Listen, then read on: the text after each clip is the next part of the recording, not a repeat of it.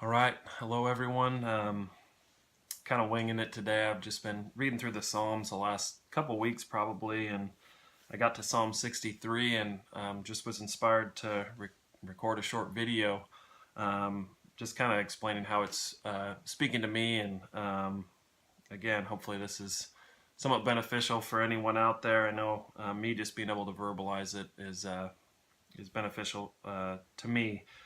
So I'm going to go through and just read the first 8 verses, and then just kind of explain kind of what God's placed on my heart. And so Psalm 63, the thirsting soul satisfied in God is how it's titled. And it's a psalm of David when he was in the wilderness of Judah. So it says, "O God, you are my God. I shall seek you earnestly. My soul thirsts for you. My flesh yearns for you in a dry and weary land where there is no water. Thus I have seen you in the sanctuary, to see your power and your glory. Because your loving kindness is better than life, my lips will praise you. So I will bless you as long as I live. I will lift up my hands in your name. My soul is satisfied with marrow and fatness, and my mouth offers praises with joyful lips.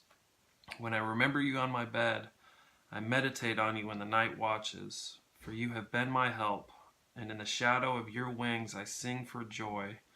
My soul clings to you. Your right hand upholds me." Um, so it starts off by just speaking about how I shall seek you earnestly, and my soul thirsts for you, and my flesh yearns for you. And I'm just kind of in that mode right now where I've been too much in myself. I've been worrying about small little things that don't mean a whole lot. And what God has placed in my heart is that I need to be yearning for Him and putting my focus on Him and my trust in Him and giving control to Him. And and so that just jumped out to me. In a dry and weary land where there is no water, thus I have seen you in the sanctuary, to see your power and your glory. So I'm not looking for joy and pleasure in the things of this world. I'm looking for my joy and pleasure in your sanctuary, Lord, and that's where your power and your glory really has an impact on my life. Is when I'm focused on you. And it says, because of your loving kindness is better than life, my lips will praise you. So looking at the love that God has for us, and the work that His Son did on the cross, is what I need to be focusing on and what I need to be praising, and glorifying you. And so it goes on to say, so I will bless you as long as I live. I will lift up my hands in your name. I just think of praising, in church when you just feel the Spirit moving, and that's what the visual that I get.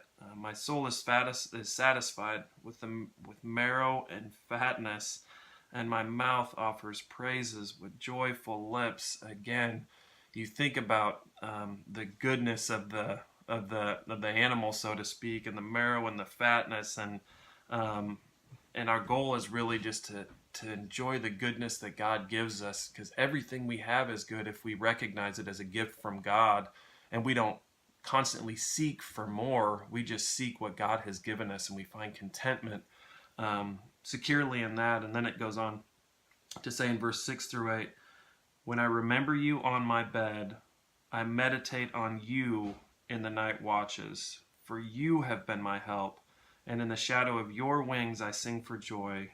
My soul clings to you, your right hand upholds me. So I remember you in my bed.